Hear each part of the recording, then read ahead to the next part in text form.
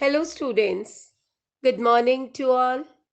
As you all know that due to COVID-19, we are not able to regular your classes in school. Because of that only, we have started our online class. Students, today I am here to explain lesson 1 of geography. Basically, this introduces you to resources and its classification. Furthermore, going into the depth of the chapter, you will learn the development of resources and resource planning in India. You will know about land resources and the classification of different types of soils found in India. As you all know that the chapter is resources and development. Resources and development both they are interdependent on each other.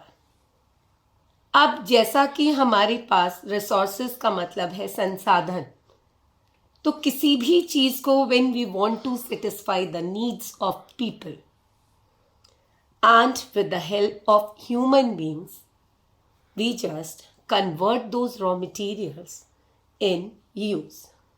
That is a resource. Development means जब हम किसी भी work को करते हैं basically for the progress with the help of these resources, that is termed as a development. Now, basically the contents which I am going to explain you today, that is the first main topic is what is a resource. Secondly, interdependent relationship between nature, technology and institutions. The third topic which I am going to explain you, that is classification of resources. Fourthly, the type of resources, that is on the basis of its origin, on the basis of its exhaustibility, on the basis of its ownership, and on the basis of the status of development. The fifth main heading, that will be development of resources. After that, what you mean by sustainable development, and for that you need the support of two terms. One, that was Rio de Janeiro Earth Summit, which was held in 1992 in Brazil. And the last topic which we are going to discuss today, that is Agenda 21. Now, the first main topic, that is what is a resource.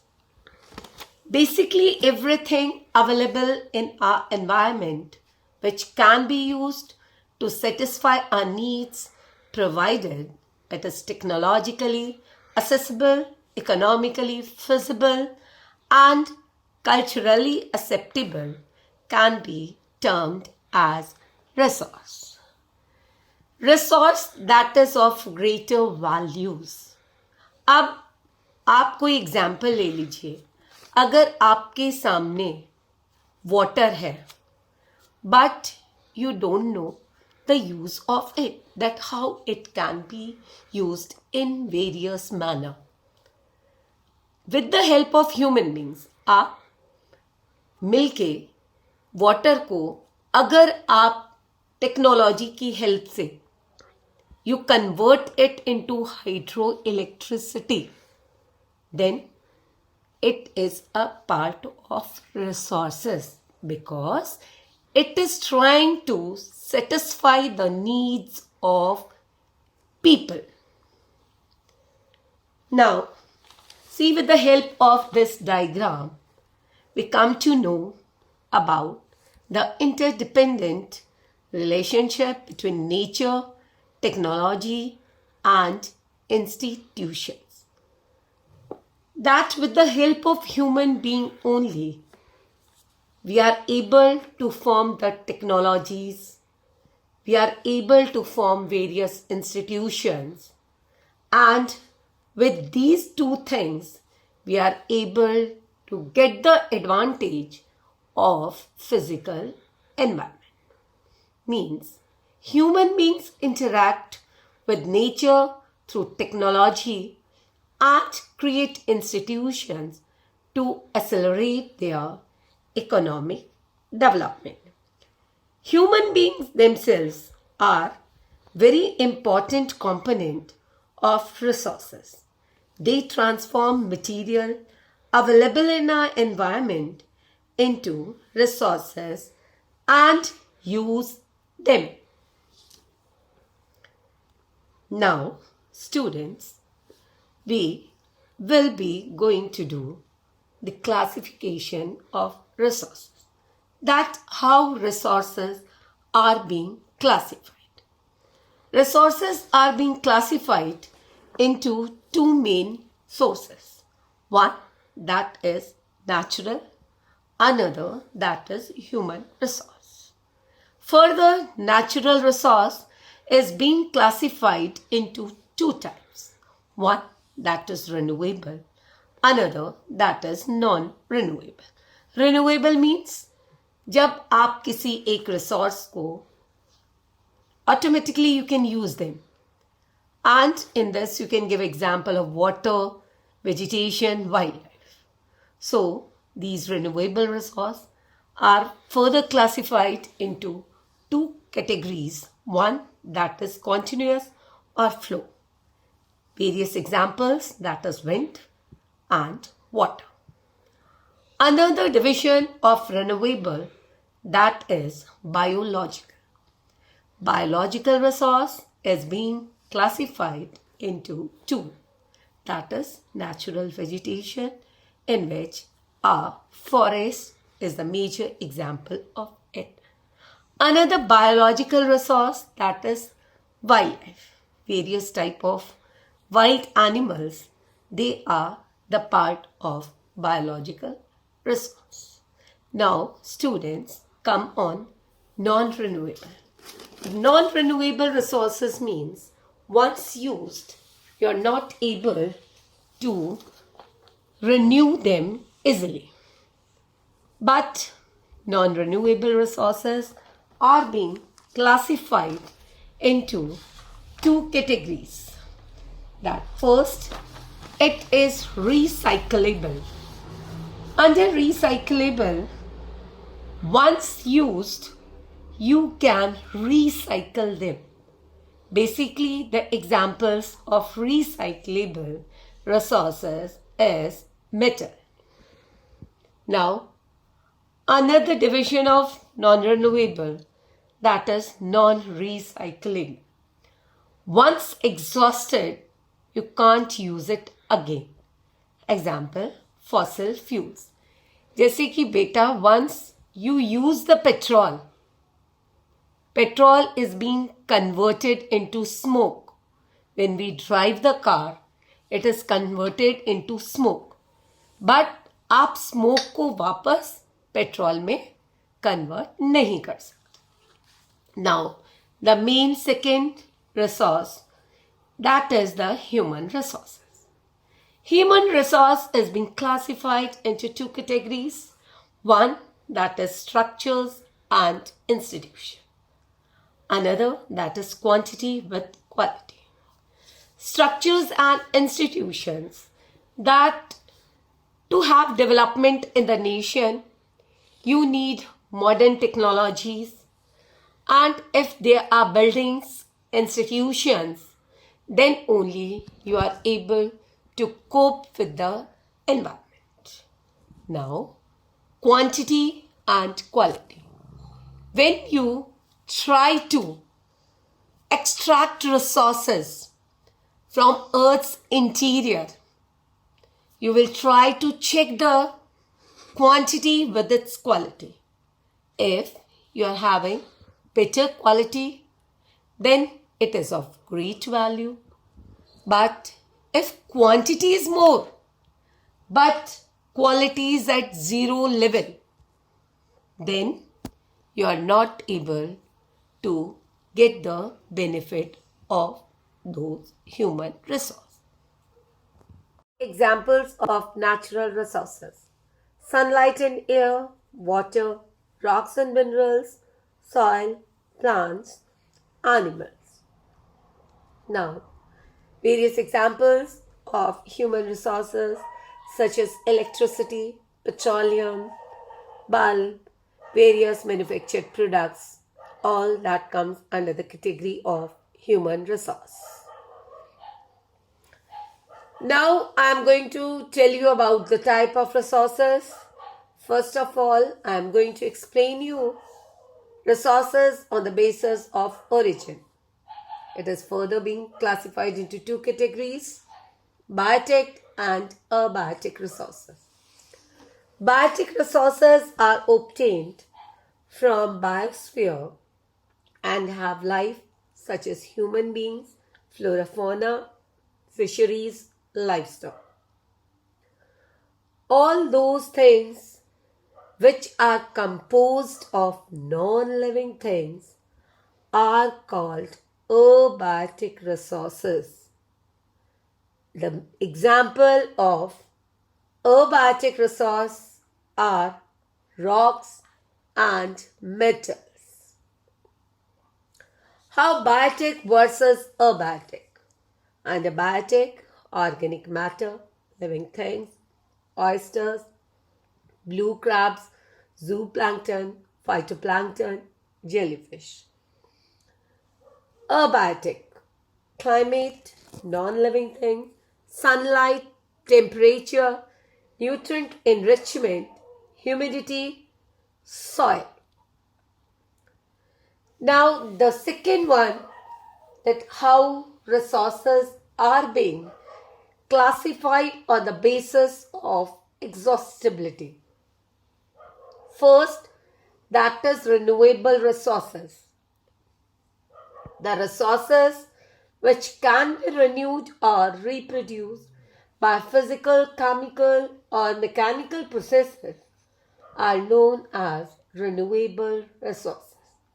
Examples: solar, wind energy, water, forest, wildlife. Renewable resources may further be divided into continuous or flow, that is biological. Non-renewable resources. These occur over a very long geological time. Basically, non-renewable resources are being classified into two. One that is recyclable, another is non-recyclable. Minerals, that comes under the category of recyclable, whereas fossil fuels, once exhausted, cannot be recycled and it will of no value. अब जैसा कि मैंने आपको बताया कि resources को दो में डिवाइड किया गया है, एक रिन्यूएबल, अनदर नॉन रिन्यूएबल. तो जो मैंने एग्जांपल्स दिए हैं रिन्यूएबल में, सौर ऊर्जा, that is solar energy, air, wind, वायु, water, tides, soil as well as plants. Non-renewable classified into three: fossil fuels, oil, coal, natural gas. एक बार इन्हें यूज करने के बाद आप उसे रिन्यू नहीं कर सकते हैं. मेटेलिक मिनरल्स, जिसे आप रिसाइकल कर सकते हैं. Once used, again it can be recycled and changed into a new shape.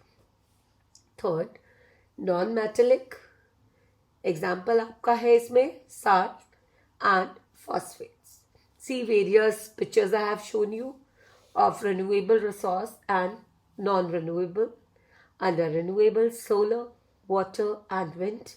that how with the help of turbine electricity is being generated. And a non-renewable, various examples: phosphate, oil, limestone. Now, on the basis of ownership, resources are classified into 4 categories. Firstly, individual resource. These are owned privately by individuals, as farmers are having their farmlands, that is their personal property, and government is not having any control on it. Even in urban sectors, we are having plots, houses, that is of personal purpose, not the property of the government. Now, the second resource, that is community owned resources. These are the resources which are basically for all the members of the society. Examples: grazing grounds, burial grounds, public parks, as well as picnic spots. Third, that is the national resource. National resources means which is not in the control of an individual. Such type of resources are under the control of the government. In this, we can give example of mineral resources, basically the fossil fuels as petroleum. It is under the control of the government, and rates for it is also being finalized, announced by the central government. Now, the fourth resource, that is international resource. The oceanic resource beyond 200 nautical miles, that is 370 kilometers, 400 meters of the exclusive economic zone, belong to the international resource. Basically the watery area far away from the coast. The distance, that is 370.4 kilometre. ये किसमें आ गया बच्चे? अंतरराष्ट्रीय संसाधन, international resource. Now, the last division and various examples regarding these are individual, how I have shown you example of a building, and a community, how the community people are utilizing the land surface. Thirdly, the forest, which is a part of national resource. Fourth, I have shown you the ocean, which is an example of international resources.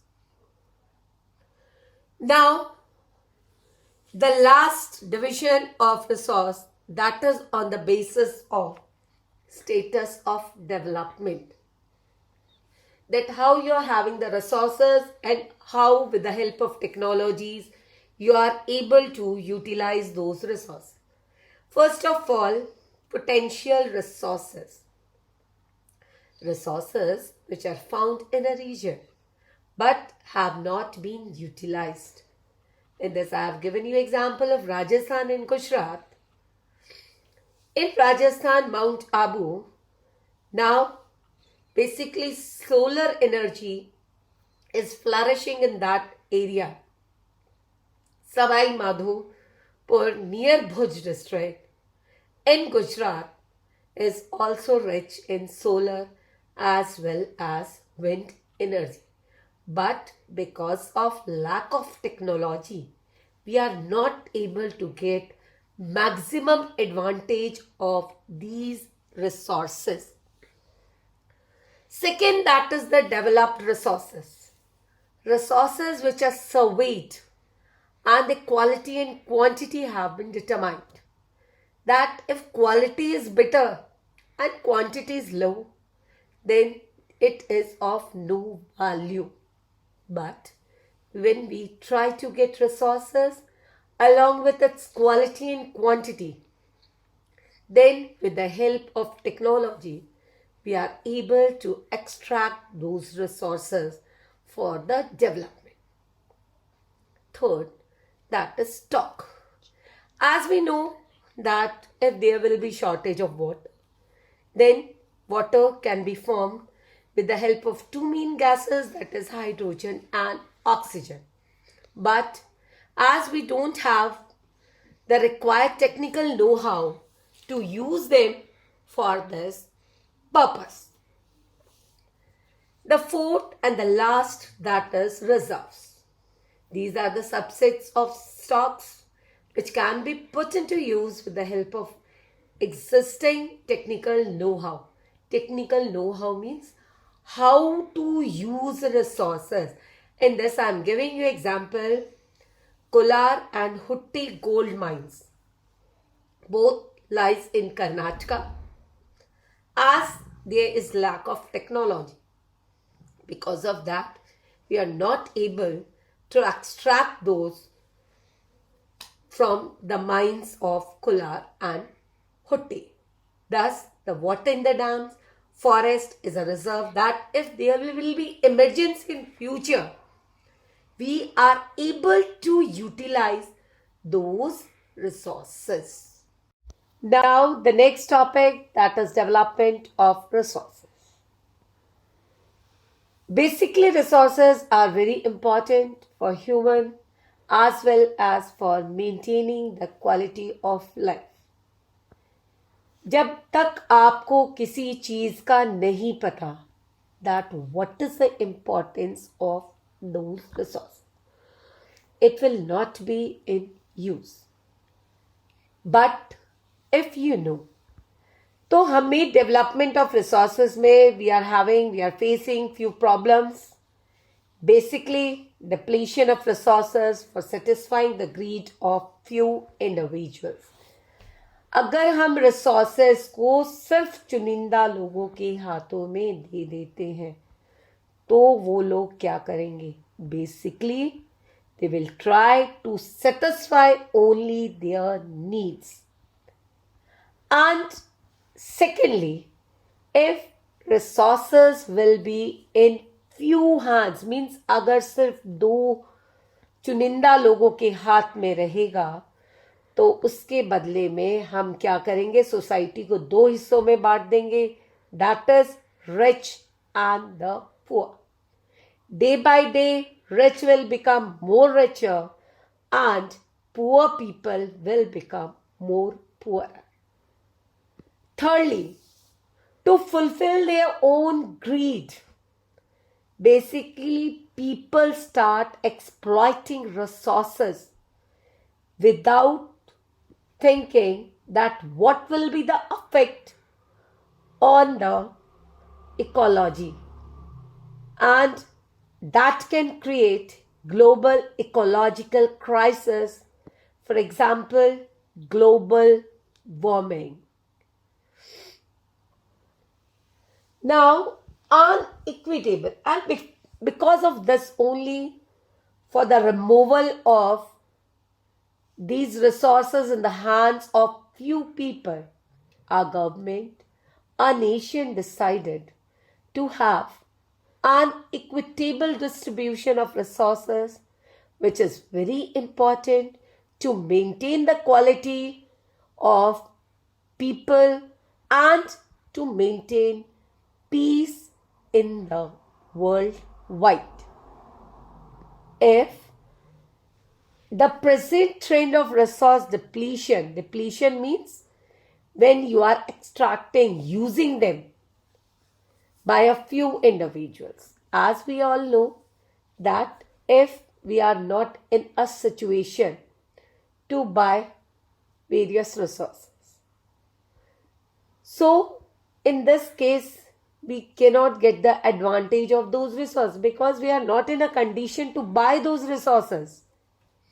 So the future of our planet will be in danger if in a continuous manner we are depleting those resources.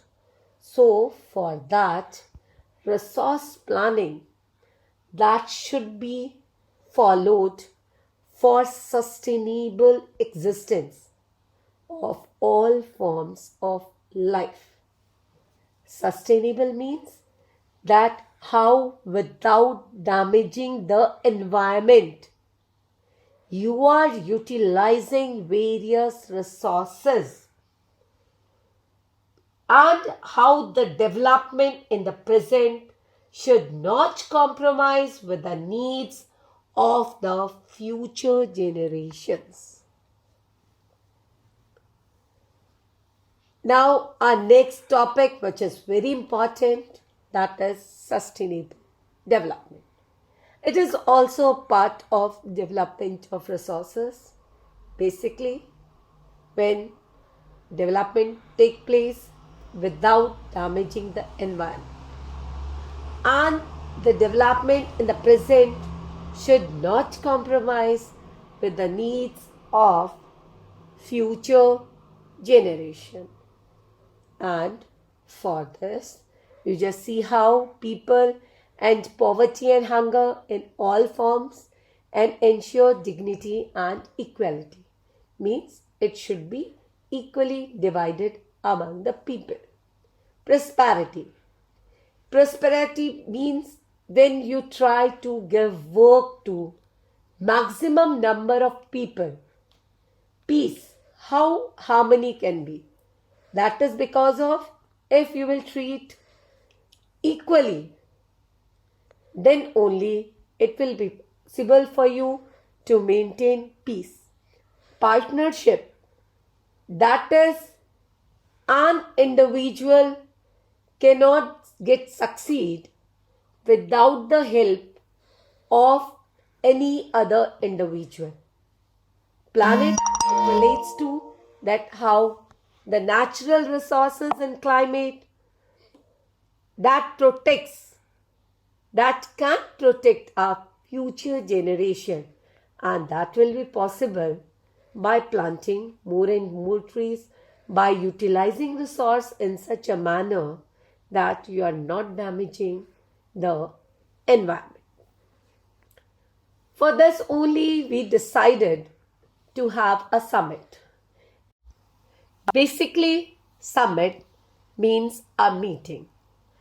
It played a very important role that how you can be able to maintain the sustainable development, how we are able to protect the environment.